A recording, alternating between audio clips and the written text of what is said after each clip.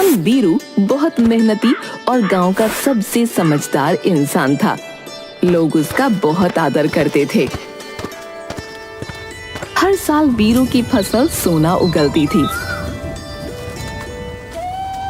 एक बार वीरू जब राज्य का कर जमा करने राजमहल पहुंचा तो उसने देखा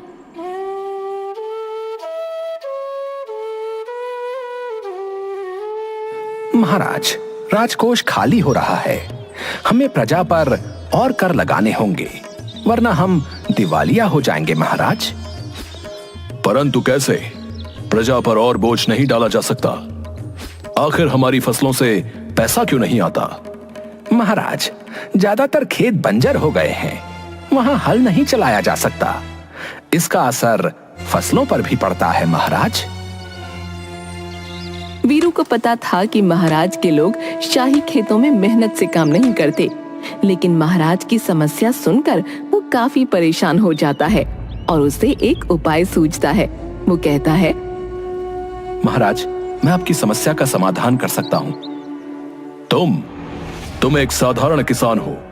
माना कि तुम्हारे खेतों में अच्छी फसलें होती हैं और तुम्हें हर चीज की काफी अच्छी समझ है, पर ये शाही मामला है। महाराज, आप मेरे ऊपर एक बार विश्वास करके देखें। मेरे पास एक सुनहरी मुर्गी है जो हर रोज एक सोने का अंडा देती है। क्या तुम सच कह रहे हो? क्या सच में तुम्हारे पास कोई जादुई सुनहरी मुर्गी है? याद रखो, ये कोई मजाक हुआ तो तुम्हारा सर धड़ से कट सकता है।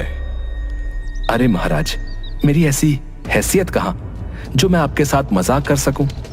ये मुर्गी मैं आपको दे सकता हूं, लेकिन एक ही मुश्किल है।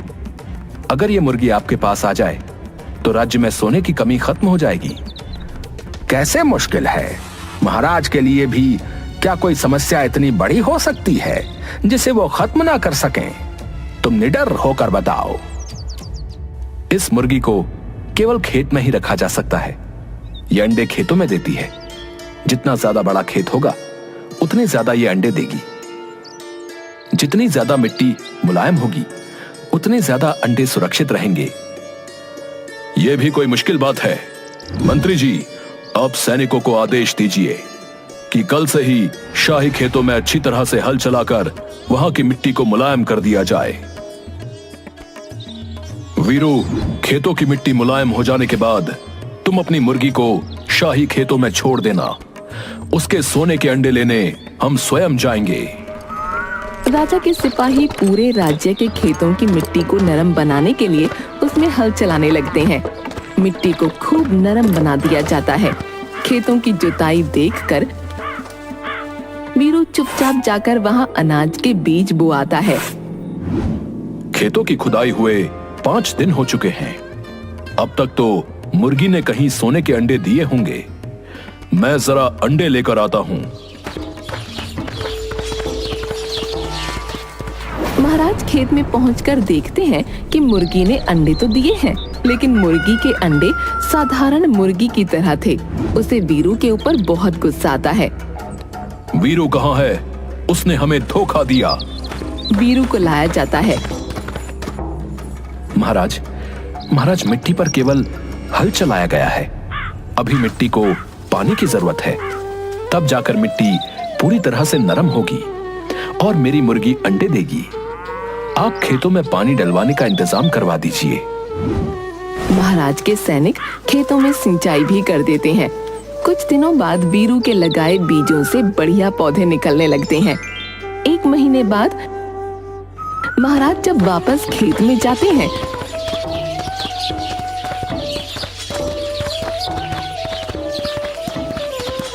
तो उन्हें मुर्गी के अंडे तो नहीं मिलते, लेकिन चारों तरफ खेतों में हरियाली दिखाई देती है।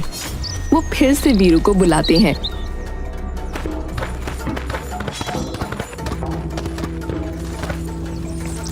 वीरू, तुम्हें जरा भी अपनी जान का डर नहीं। तुमने हमें धोखा दिया है। तुम्हारी मुर्गी सोने के अंडे नहीं देती। महाराज, असली खजाना मेहनत और ईमानदारी में है। शाही खेतों में सही समय पर जुताई और सिंचाई हो, बेहतरीन फसल होगी। जिसको बेचकर अच्छा खासा मुनाफा होगा और राजकोष सोने से भर जाएगा। तू सही कह रहा है, मुझे अपनी गलती समझ आ गई। तुम बहुत समझदार हो। मैं चाहता हूं कि तुम मेरे सलाहकार बन जाओ। वीरू महाराज का सलाहकार बन जाता है। महाराज वीरू को बहुत से उपहार देते हैं। सब कुछ बहुत अच्छा चल रहा होता है कि एक दिन महाराज के पास सूचना आती है। दुहाई हो महाराज, राज्य में बड़ी मुसीबत आ गई है। काली नाम की एक जादूगरनी राज्य में घुस आई है और जो उसकी बात नहीं मानता वो उन्हें पत्थर का बना रही है। मैं तो जादू से वैसे भी बहुत डरता हूं। वीरू, तुम्हारी परीक्षा की घड़ी आ गई है। बताओ, राज्य की प्रजा को बचाने के लिए हमें क्या करना चाहिए? महाराज, आप चिंता न करें, मैं खुद उसके पास जाकर उसका सामना करूंगा। वीरू गांव में बनाए गए काली के जादुई महल में जाता है। काली, तुम एक शक्तिशाली जादूगरनी हो। मैं जानना चाहता हूं कि तुम हमारे गांव में क्यों आई हो और क्या चाहती हो। तेरी हिम्मत कैसे हुई मुझसे ऐसा प्रश्न पूछने की? ये सारा ब्रह्मांड मेरा है, मैं कहीं भी जा सकती हूँ। मेरी शक्ति को कम मत समझ। तू गांव वालों को डराकर पत्थर बनाती है, उन्हीं से तेरा अंत होगा। तू इन सीधे गांव वालों पर राज्य नहीं कर सकती। वीरू गांव वालों को एकजुट करता है और सब मिलकर काली के महल पर पत्थरों से हमला कर देते हैं। काली इस अचानक हमले से घबरा जाती है और गायब हो जाती है। महाराज बहुत खुश होते हैं और वीरू को मंत्री बना देते हैं। ये देखकर राजा का मंत्री वीरू से ईर्ष्या के कारण उसे बदनाम करने की योजना बनाता है। ये वीरू तो महाराज का बड़ा ही चहेता बनता जा रहा है। अगर इसे जल्दी ही नहीं रोका गया तो महाराज इसे एक दिन प्रधानमंत्री बना देंगे और हम सबको इसके नीचे काम करना पड़ेगा। इसे महाराज की नजरों से नीचे गिराने के लिए मुझे जादूगरनी काली से मिलना होगा। मंत्री जादूगरनी काली से मिलता है। काली, मुझे वीरू को खत्म करने में मदद करो। बदले में मैं तुम्हें राज्य का आधा हिस्सा दूंगा। वीरू को हराना आसान काम नहीं है। वो बहुत चतुर है। आपने देखा नहीं, उसने मेरे जैसी शक्तिशाली जादूगरनी को भी 1 मिनट में हरा दिया। लेकिन उसने मुझसे दुश्मनी कर ली है। मुझे उसको इसका मजा चखाना ही होगा। मैं अपनी जादुई ताकत से उसे अपने जादुई जाल में फंसा लूंगी। जैसा मैं कहती हूँ आप बस वैसा करना। काली वीरू को फंसाने के लिए मंत्री को जादुई बीज देती है। तुम इस बीज को चुपचाप वीरू के खेत में लगा दो और दूसरा राजा के खेत में। वीरू के बीज में एक ही दिन में पेड़ निकल आएगा और सोने के सेब फलने लगेंगे। राजा के पेड़ से लोहे के सेब निकलेंगे। मंत्री बीज लेकर राजा के पास जाता है और कहता है, महाराज, देश की भलाई के लिए मैंने कड़ी तपस्या की। मेरी तपस्या से खुश होकर एक परी ने मुझको ये बीज दिया है और कहा है कि अपने राज्य के सबसे समझदार व्यक्ति के हाथों से इसे खेत में लगवा दो, तो इसमें से सोने के सेब निकलेंगे। महाराज, शाबाश, तुम सचमुच देशभक्त हो।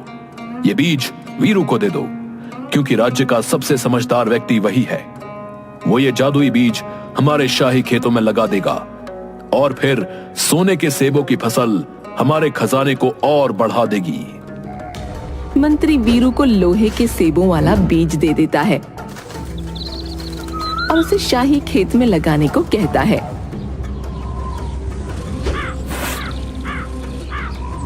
और खुद सोने के सेब वाला बीज वीरू के खेत में लगा देता है। कुछ दिन बीत जाने के बाद वो वीरू के सेब के पेड़ से एक सोने का सेब तोड़ता है और बाकी सब उसके खाट के नीचे छुपा देता है। फिर राजा के पास पहुंचता है। महाराज, काफी दिन हो गए हैं। मेरे जादुई बीज में से तो अब सोने के सेब निकलने लगे होंगे। चलिए, आपके शुभ हाथों से ही पेड़ में से सोने के सेब तोड़ते हैं।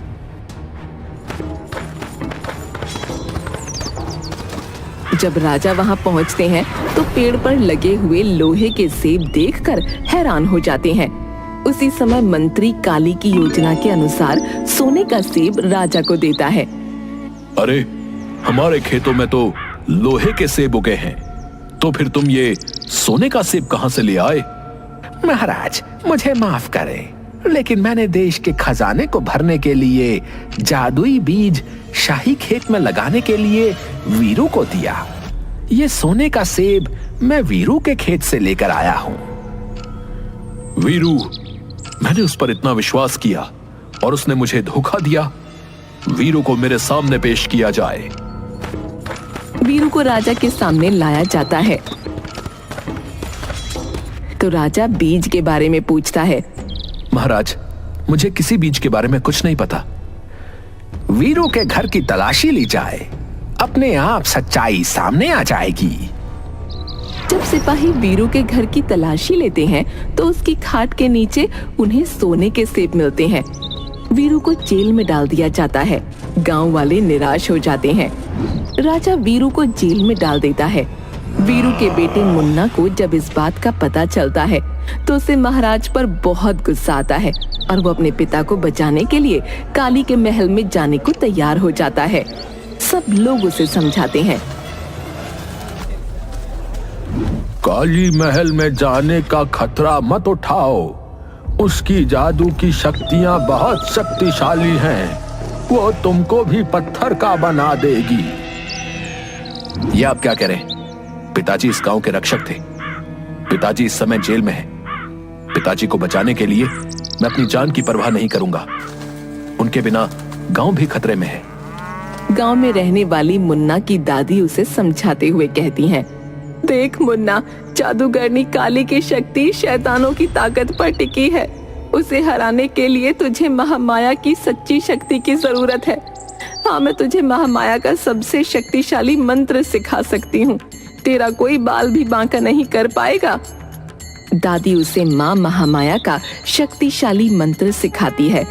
मुन्ना काली के महल की ओर जाता है। काली के महल में अंदर जाने के लिए कोई दरवाजा नहीं था, इसलिए मुन्ना दादी का सिखाया हुआ माँ महामाया का मंत्र पढ़ने लगता है। मंत्र पढ़ते ही काली का महल हिलने लगता है और काली घबराकर महल से बाहर आ जाती है। मुन्ना को देखकर उसका चेहरा क्रोध से लाल हो जाता है। तू मेरी शक्तियों को ललकारने आया है?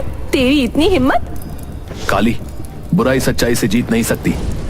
अब माँ महामाया की सच्ची शक्ति तुझे खत्म कर देगी। इससे पहले कि काली अपने मंत्र से मुन्ना को पत्थर का बनाती, मुन्ना जोर जोर से दादी का बताया हुआ मंत्र पढ़ने लगता है, जिसकी शक्ति से काली अपनी शक्तियों को खो देती है और एक साधारण महिला में बदल जाती है। देखो काली, सच्चाई की ताकत ने तुम्हारी सारी काली शक्तियों को हरा दिया है। अगर तुम सचमुच जीना चाहती हो तो तुम्हें महाराज के सामने बताना होगा कि सच्चाई क्या है, वरना माँ माया की शक्ति से नहीं बचोगी। मुन्ना काली को ले जाता है जहाँ गांव वाले और राजा इकट्ठा होते हैं। काली सबको सच्चाई बताती है कि वीरू से बदला लेने के लिए उसने मंत्री के साथ मिलकर ये योजना बनाई थी। महाराज वीरू को छोड़ देते हैं और काली को सच बोलने के लिए बहुत सारे उपहार दिए जाते हैं। अपना इतना सम्मान देखकर काली को पहली बार बहुत अच्छा महसूस होता है। वो सोचती है, आज तक कभी किसी ने मुझसे इतना प्रेम नहीं किया, इतना सम्मान नहीं दिया। मुझे भी बुरी शक्तियों का साथ छोड़कर सच्ची शक्तियों को अपना लेना चाहिए। काली गांव वालों से इजाजत मांगती है कि उसे उसी गांव में रहने दिया जाए। गांव वाले वीरू से सलाह लेते हैं। जब कोई अपनी गलती को पहचान कर पश्चाताप करे तो उसे माफ कर देना चाहिए। मेरी तो यही सलाह है कि काली को गांव में रहने दिया जाए। वीरू के कहने पर गांव वाले काली को गांव में रहने की अनुमति देते हैं। कुछ समय बाद गांव में अकाल पड़ता है।